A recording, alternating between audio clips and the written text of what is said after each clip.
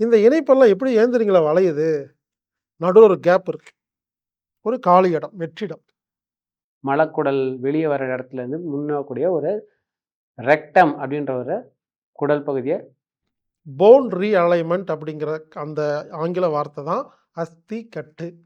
பெயின்ஃபுல்லான மென்ஸ்ட்ரஸ் இருக்கும். அந்த neuro supply இல்லாதனால கரெக்ட்டான பிளட் ஃப்ளோ இருக்காது. அந்த கேப்ல ஒரு ஆப்பு வச்சு அடிச்சுட்டா தொறக்க முடியாது, சாத்த முடியாது. தன்னை ஏமாத்த தான் ட்ரை பண்ணுவாங்கன்னு நெனைக்கிறாங்க. ஒரு அமைதியான சூழ்நிலையில வாழ மாட்டாங்க. வாழ்க வையகம். நண்பர்களே, அஸ்திக்கட்டு லெவல் 1 ஆன்லைன் வகுப்பு ஏற்பாடு செஞ்சிருக்குதுங்க. 5 நாள் ஆன்லைன் வகுப்பு முடிச்சுட்டு, ஆழியார்ல நேரடி வகுப்புங்க. அஸ்திக்கட்டு லெவல் 1. இந்த வகுப்பை உங்களுக்கு கொடுப்பவர் ஹீலர் ரஃபீக் அவர்கள். இந்த வகுப்புக்கு கட்டணம் ரூபாய் 5000 ஒரு நபருக்கு. ஒரு அருமையான வகுப்புங்க. எனவே இந்த வகுப்புல எல்லாரும் கலந்துக்கங்க. ஏற்கனவே வைத்தியம் பார்த்துட்டு இருக்கிற எல்லாரும் இந்த வகுப்புல கலந்துட்டீங்கன்னா, உங்க நோயாளிய குணப்படுத்துறது ரொம்ப சுலபமாயிரும். அஸ்திக்கட்டு அப்படின்னு என்னன்னு கேட்டீங்கன்னா, அஸ்தி என்பது எலும்பு, கட்டு என்பது ரீஅலைன்மென்ட். போன் ரீஅலைன்மென்ட் அப்படிங்கிற அந்த ஆங்கில வார்த்தை தான் அஸ்தி கட்டு. அதாவதுங்க, நமது உடம்புல 96 முக்கியமான இணைப்புகள் இருக்கு. பாருங்க, இந்த இடம் 1, இந்த இடம் 1 இப்படி இருக்குது. மணிக்கட்டு 1, கை மூட்டு 1ன்னு 96 இடத்துல ஜாயிண்ட்ஸ் இருக்கு. மூட்டு இணைப்பு. இந்த இணைப்பெல்லாம் எப்படி ஏந்திரீங்களா வளையுது? நடுவுல ஒரு கேப் இருக்கு. ஒரு காலி இடம், வெற்றிடம். 96 ஜாயிண்ட்லயும் நடுவுல ஒரு கேப் இருக்குதுங்க. நம்ம வீட்ல கதவு இருக்கு இல்லைங்களா? அது ஏன் தொறந்து சாத்துதுன்னா, நடுவுல ஒரு கேப் இருக்கு. அந்த கேப்ல ஒரு ஆப்பு வச்சு அடிச்சுட்டா தொறக்க முடியாது, சாத்த முடியாது. அந்த மாதிரி இந்த கேப் குறைஞ்சா அதிகமான வியாதிங்க. அந்த 2 இருக்கிற அந்த மூட்டுக்கு இடைப்பட்ட பகுதி, ஒருவேளை 1 ஆயிருச்சுன்னு வச்சுக்கங்களேன், பாதி வளையும், அதுக்கு மேல வளையாது. கை தூக்க முடியலைங்க. கழுத்து லேசா இதுவரை இதுக்கு மேல திருப்ப முடியாதுங்கன்னா, 1 ஆயிருச்சுன்னு அர்த்தம். அந்த 2 ங்கிறது 0 ஆயிருச்சு. நடுவுல கேப்பே இல்லன்னா, கைய தூக்க முடியாது, கழுத்து திருப்ப முடியாது, உட்கார முடியாது, எந்திரிக்க முடியாது. அதே 2 இருக்கிறது 3 ஆச்சுன்னா, வலி, மூட்டு வலி, முழங்கால் வலி, இடுப்பு வலி, கழுத்து வலி. இதே 4 ஆச்சுன்னா, உயிர் தாங்க முடியாத வலி. இப்படி நமது உடம்புல இருக்கிற 96 ஜாயிண்ட்ல இருக்கிற 2 அதிகமானா, கம்மியானா வியாதி. முன்னால போனா, பின்னால போனா வியாதி. மேல போனா, கீழ போனா வியாதி. திரும்பிச்சுன்னா வியாதி, உடைஞ்சதுன்னா வியாதின்னு, எலும்புகள் எல்லாம் ஒழுங்கா இருக்கிற வரைக்கும் தான் நம்ம உடம்புல இருக்கிற எல்லா நோய்களும் குணமாகி ஆரோக்கியமா இருக்க முடியும். இது எப்ப அந்த அலைன்மென்ட் கெட்டு போகுதோ, அப்ப வியாதி வருது. அப்படிங்கிற கான்செப்ட்ட மையமா வச்சு, ஒரு சிகிச்சையாளர் ஒரு நோயாளியின் உடம்பில் உள்ள 96 ஜாயிண்ட்டையும் மீண்டும் 2 பழைய இடத்துக்கு கொண்டு வரதுக்கு ஒரு பயிற்சி தான் அஸ்தி கட்டு பயிற்சி. அப்போ லெவல் 1 அப்படிங்கிறது என்னன்னா, ஒரு சிகிச்சையாளர் ஒரு நோயாளிக்கு 1 மணி நேரத்தில் 96 ஜாயிண்ட்டையும் மீண்டும் பழைய இடத்துக்கு எப்படி கொண்டு வந்து வைக்கிறதுங்கிறத கத்துக் குடுக்கறதுக்கு பேர் தான் அஸ்திக்கட்டு பயிற்சி லெவல் 1. 2டே நாளுங்க. அதாவது நேரடி கிளாஸ் 2, 5 நாள் ஆன்லைன் வகுப்பு. 5 நாள் ஆன்லைன் வகுப்பு, 2 நாள் நேரடி வகுப்பு முடிச்சுட்டீங்கன்னா, நீங்க யாருடைய எலும்பையும் மறுபடியும் ஒழுங்கு பண்ணலாங்க.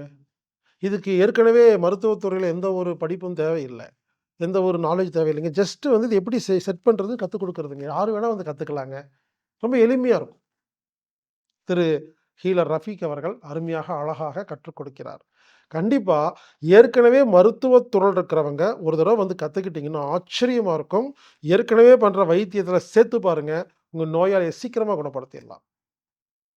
இந்த வகுப்பு ஜூலை 28ஆம் தேதி முதல் ஆகஸ்ட் 1ஆம் தேதி வரை ஆன்லைன் மூலமாக நடைபெறுகிறது.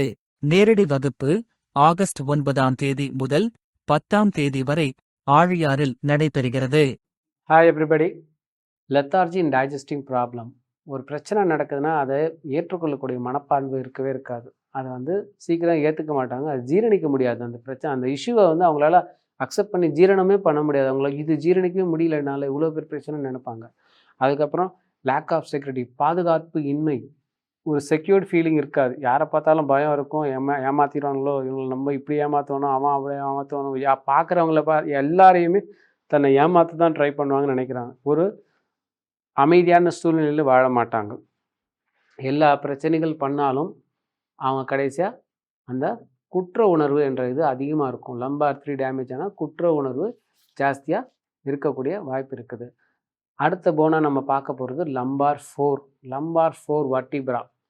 இந்த வெர்டிபிரல் காலம் எந்தெந்த ஆர்கன் கூட கனெக்ட் ஆகுதுன்னா, மெயினாக நம்மளோட சயாட்டிக்கா நரம்பு. ஏற்கனவே நான் சொல்லியிருக்கேன் இல்லைங்களா, இந்த சயாட்டிக்கா நரம்பு L3 L4லேருந்து வெளியே வந்து நம்ம புட்டம் வழியாக இறங்கி, தொடை வழியாக இறங்கி, கீழே கால் வரைக்கும் போய் சைடில் முடியும். இதுதான் சயாட்டிக்கா நரம்பு. அது இல்லாமல் ப்ரோஸ்டேட் கிளாண்டுலையும் சுரப்பிலையும் கனெக்ட் ஆகிருக்குது. இந்த மிஸ்அலைன்மெண்ட் எங்கே நடந்ததுன்னா, நம்ம ஏற்கனவே சொன்ன மாதிரி சயாட்டிக்கா பெயின் ஒரிஜினேட் ஆகும். ப்ரோஸ்டேட் அடிக்கடி நைட்டில் சிறுநீர் கழிக்கக்கூடிய விஷயம் நடக்கும். ஸோ இது ரெண்டும் ரொம்ப முக்கியமான விஷயம். L5 அடுத்ததாக நம்ம பார்க்க போகிறது L5. இது வந்து நம்ம ஆனஸ் ரீஜன் இருக்குங்களா, மலக்குடல் வெளியே வர இடத்துலேருந்து முன்னக்கூடிய ஒரு ரெக்டம் அப்படின்ற ஒரு குடல் பகுதியை குறிக்குது. அந்த இடத்துல ஜாயிண்ட் ஆகுது. இந்த நியூரோ கம்யூனிகேஷன் அங்கே வந்து ஜாயிண்ட் ஆகுது. இது மெயினாக இந்த இடத்துல வீக்கமோ மிஸ்அலைன்மெண்ட்டோ ஆச்சுன்னா, அந்த ரெக்டம் வீங்கிச்சு அப்படின்னா, அந்த பகுதியிலேருந்து கால்களுக்கு வெளியே வர நரம்புகளும் இரத்த குழாய்களும் அழுத்தப்படுறதுனால இந்த காலும் பாதமும் இரத்த ஓட்டம் கம்மியாகி சில நேரத்தில் சில் ஃபீட் அப்படின்னு சொல்லுவாங்க. கோல்டு ஃபீட்டுன்னு சொல்லுவாங்க. காலை கீழே வச்சா ஈரப்பதமாக இருக்கும். அந்த மாதிரி சில் ஃபீல்ட் இருக்கும். அதுக்கப்புறம் என்னாவது கால் கை வந்து பாதமும் வீக்கம் அடையும். ஏன்னா இந்த பிளாக் இருக்கிறதுனால வீக்கம் அடைய ஆரம்பிச்சிடும், வலி வர ஆரம்பிக்கும். இதுதான் லம்பார் 5ஓட மெயின் இஷ்யூஸ். அடுத்தபடியாக பார்த்தோன்னா, நம்ம லம்பாரில் வர பிரச்சனை அப்படின்னா யூட்ரஸ் ப்ராப்ளம். ஏற்கனவே சொன்ன மாதிரி யூட்ரஸை சரியாக நம்ம மெயின்டைன் பண்ணல அப்படின்னா என்ன ஆகும், போஸ்டரல் மெயின்டெனன்ஸ் பண்ணலன்னா யூட்ரஸ்க்கு போக வேண்டிய பிளட் சப்ளையும் ஆக்சிஜன் சப்ளையும் நியூட்ரியன் சப்ளையும் அடி வாங்கும் போது யூட்ரஸில் பயங்கரமான ஒரு ப்ரெஷர் கிரியேட் ஆகும். அந்த ப்ரெஷர் தான் எண்டோமெட்ரியம் திக்னஸ் மாதிரி ஆகும். அப்போது மென்சஸ் வரும்போது ஃப்ளோ சரியாக இருக்காது, பெயின்ஃபுல்லான மென்சஸ் இருக்கும். அந்த நியூரோ சப்ளை இல்லாதனால கரெக்டான பிளட் ஃப்ளோ இருக்காது, கிளாட்டிங் நிறையா வரும், கலரேஷன் ஆஃப் த பிளட்டு மாறும். இந்த மாதிரி விஷயங்கள்லாம் நிறையா இருக்குது. இந்த வகுப்பில் கலந்துக்கணும்னா anatomictherapy.orgங்கிற வெப்சைட்டில் நீங்கள் ஆன்லைன் மூலமாக பதிவு செய்யணும். இல்லைன்னா 8220667120 அப்படிங்கிற எண்ணுக்கு தொடர்பு கொண்டு பதிவு பண்ணுங்கள். அஸ்திக்கட்டு லெவல் 1 கலந்து கொள்ளுங்கள், பயன்பெறுங்கள். இப்படிக்கு ஹீலர் பாஸ்கர்.